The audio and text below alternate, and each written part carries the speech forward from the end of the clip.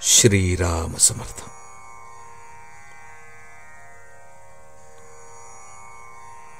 समाधान ही परमेश्वराची खरी देणगी.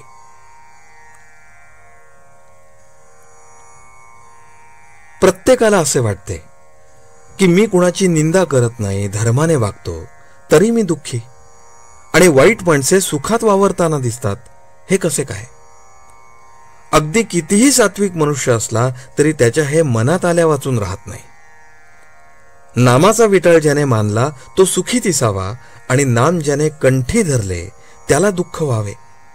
यावरून भगवंताला न्यायी कसे म्हणावे, अशीही पुष्कळांना शंका येते. खरोखर याचे मर्म जर आपण पाहिले तर आपल्याला असे आढळून येईल की बाहेरून जे सुखी दिसतात ते अंतर्यामी दुःखात बुडालेले असतात. विषय त्यांना पुष्कळ मिळाले, पण त्यामुळे मनाची शांती लाभली तर उपयोग. 2 रस्ते लागले, त्यातला एक चांगला दिसला, पण तो आपल्या गावाला नेणारा नव्हता, आणि दुसरा खडकाळ आणि काट्याकुट्यांचा होता, पण तो आपल्या गावाला नेणारा होता. तर कोणता रस्ता आपण धरायचा? भगवंताकडे जाणाऱ्या लोकांचे गीतेमध्ये 2 वर्ग सांगितलेत. एक सांख्य मार्गे आणि दुसरे कर्मयोगी. ज्यांची स्वभावतःच वासना कमी असून ज्यांचा इंद्रियांवर ताबा चालतो, जे जन्मापासून तयार असतात, ते सांख्यमार्गी होत. ज्यांच्या वासना पुष्कळ असून जे इंद्रियाधीन असतात, पण ज्यांना भगवंत असावा असेही वाटते, म्हणजे आपल्यासारखे सामान्य जन, ते कर्मयोगी होत.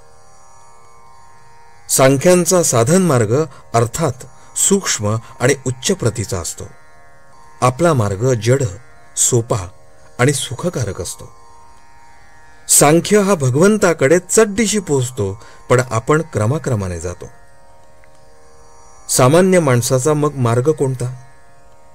तो मार्ग असा: वासना आहे तोपर्यंत योग्य मार्गाने ती तृप्त करण्याचा प्रयत्न करावा.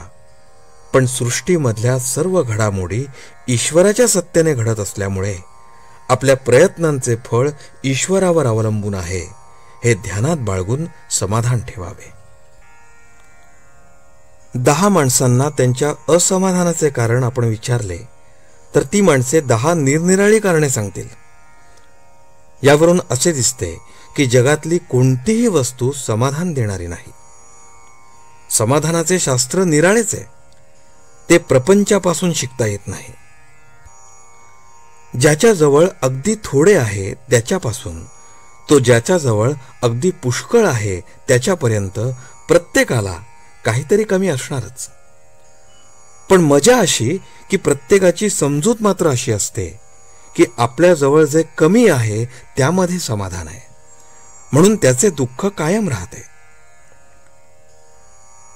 भगवंता वाचून असणारे वैभव आणि ऐश्वर्य हे कधीच सुख समाधान देऊ शकत नाहीत. समाधान ही परमेश्वराची खरी देणगी आहे. ती मिळवण्याचा उपाय म्हणजे भगवंताचे स्मरण होय.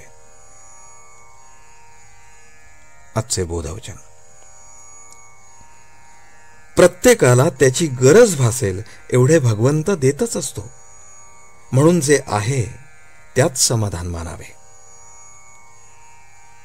जानकी जीवन स्मरण. जय जय राम.